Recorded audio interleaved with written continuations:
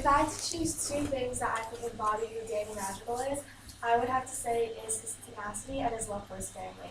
So Danny has 15 brothers and sisters. Oh, wait, just kidding. He only has one older brother, but 14 of them are his cousins. But they're basically like all his brothers and sisters, since they all grew up together.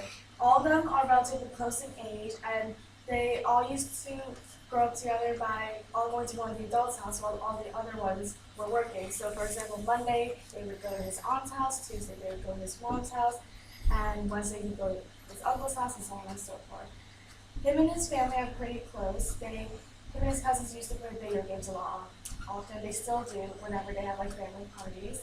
And they used to also play sports a lot together, like ball and such. So that leads me to my first story when around before the age of 7, Danny was playing ball with his cousins, and the ball got stuck up on a tree.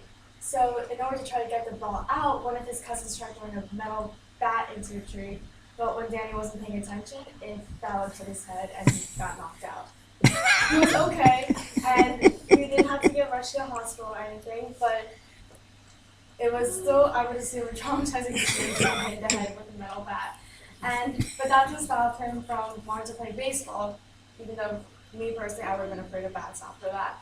But he started playing baseball around when he was 7, and for a couple of years, he played baseball and he loved it. And then one day at a game, he was at third base, and then his teammate hit the ball, and then his coach told him to run home because there was no inning. So he ran home, and as he was sliding home, he actually got hit in the face with the ball because the pitcher tried throwing it at him to tag him out.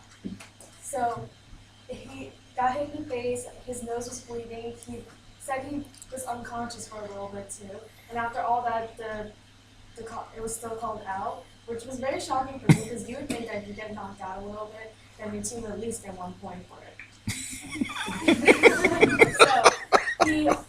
But what I learned from this is that he also loves to be active. So even though he couldn't continue baseball after that, just because he always had that like underlying concern that it would happen again, so he couldn't slide anymore, he said he played basketball right after that. So obviously he wasn't afraid to get back up on his feet and be active.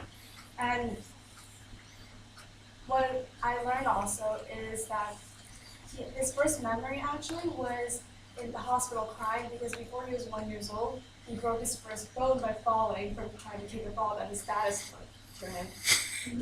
And that might have maybe, led him to become somewhat of a crier when he was younger, because he told me that his cousins always said that he was such a crybaby, but I don't think any of that implies that he was fragile at all, because you could tell from all these injuries, and there's plenty more stories I just couldn't fit into one speech, but after listening to all these injuries he went through from all these active activities, I was actually really impressed that he was able to keep going and keep doing more things and explore more activities.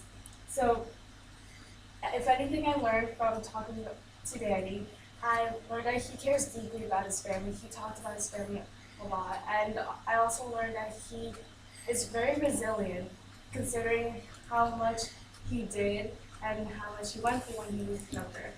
So that was Danny. Okay.